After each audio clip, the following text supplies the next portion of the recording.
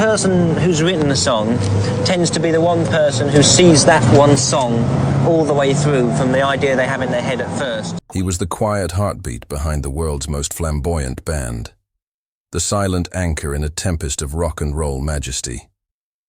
He wrote the hits the world still dances to, the bass lines that are woven into the very fabric of music history. And then he vanished. For decades, Queen's quiet genius, John Deacon, has remained one of music's greatest and most profound mysteries. While the band played on, forging a new future, he never spoke out. He never returned to the stage he once commanded, with such effortless cool, until now. The truth of why he walked away, a truth pieced together from the words of those who knew him best and his own rare final statements, is not just about losing Freddie Mercury. It's a heartbreaking story of loyalty so profound, of a battle with fame so intense that he chose complete silence over a queen that, in his heart, could no longer exist. This is not the story of a man who quit a band. This is the story of a man who kept a promise to his fallen brother, a promise that meant sacrificing the very thing that made him a legend. To understand the silence, we have to go back to the sound that started it all. Before the stadiums, before the anthems, before the crown, there was just John Richard Deacon, born August 19, 1951, in Leicester, England. From his earliest days, it was clear he was different. While other boys were kicking footballs, John was tinkering with electronics, fascinated by radios and tape recorders, taking them apart and putting them back together. This innate curiosity about how things worked, the intricate dance of wires and circuits, would come to define his entire life, both on and off the stage. His was a world of logic, precision, and quiet concentration. His father, Arthur, worked for an insurance company, and the Deacon family lived a stable, ordinary life in the town of Oadby. But tragedy struck early. John's father died suddenly of a heart attack when John was only 11. This profound loss at such a formative age is believed to have deepened his already introverted and reserved nature. He became even more self-reliant, channeling his energy into his passions, electronics, and a newfound love for soul music. At 14, he formed his first band, The Opposition. He started on rhythm guitar, but soon switched to bass, an instrument that perfectly suited his temperament. Essential, foundational, the anchor that holds everything together without demanding the spotlight. Even then, he was the band's archivist, and its quiet engine room, meticulously clipping newspaper ads and managing the details. But for John, music was a passion, not a career plan. His true path, he believed, was in electronics.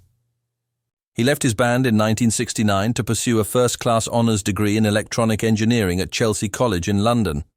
Rock and roll, it seemed, would remain a hobby, but fate, and a London flatmate, had other ideas. In early 1971, he was introduced to three men who were looking for a fourth member for their fledgling band. Their names were Freddie Mercury, Brian May, and Roger Taylor. The band was called Queen. They had already burned through several bassists, unable to find the right combination of musical talent and personal chemistry. Then came John Deacon. Brian May later recalled that they were so over the top that they felt John's quiet, no-nonsense demeanor would be the perfect balance. Roger Taylor echoed this, admitting they chose him partly because his quietness meant he would fit in without causing upheaval. He barely spoke during rehearsals and actively avoided arguments. He was the calm in their creative storm. But it wasn't just his personality. It was his genius. He brought not only his solid, melodic bass playing, but also his electronic wizardry. He most famously built an amplifier from an old transistor radio and a speaker cabinet, an amp that would become legendary, the DC amp. That little box was instrumental in helping Brian May create his signature guitar orchestra sound, a key component of Queen's unique sonic landscape. He was the last to join, the final piece of the puzzle. The date he officially joined is the one the band themselves consider their true anniversary, as if Queen couldn't fully exist until John Deacon was there. And from that moment on, the four-piece unit was complete.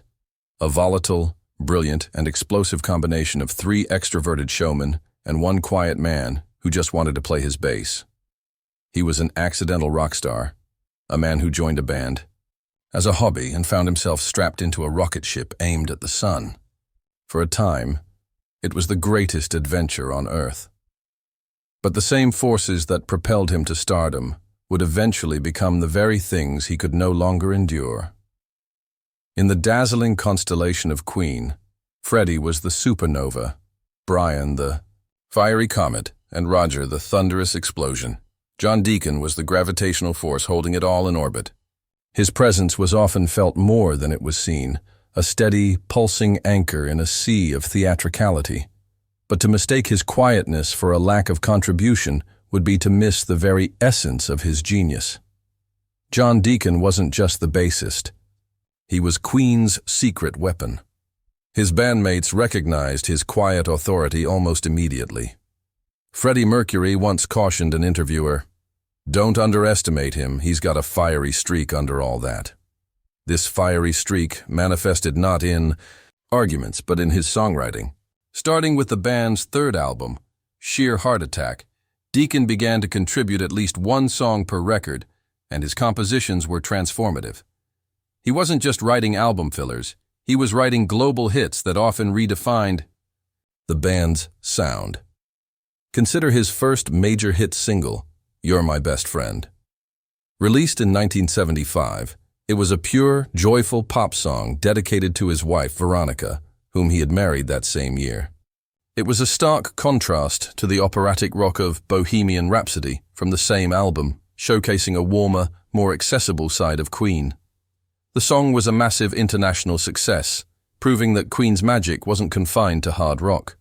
It was a Deacon-penned testament to love and loyalty, themes that would define his own life. Then came the song that would conquer the world. By 1980, Queen was already one of the biggest bands on the planet, but John Deacon was about to launch them into a different stratosphere. He had been listening to a lot of funk and disco, and a simple, infectious bass line began to form in his mind. That bass line became the foundation for Another One Bites the Dust. Initially, some band members, particularly Roger Taylor, were skeptical. It wasn't rock, it wasn't what they were known for. But Freddie Mercury loved it and championed it. The legendary Michael Jackson, after hearing it backstage, famously told Freddie, "You've got to release that song." They did, and it became Queen's best-selling single worldwide, topping the charts in the United States for weeks.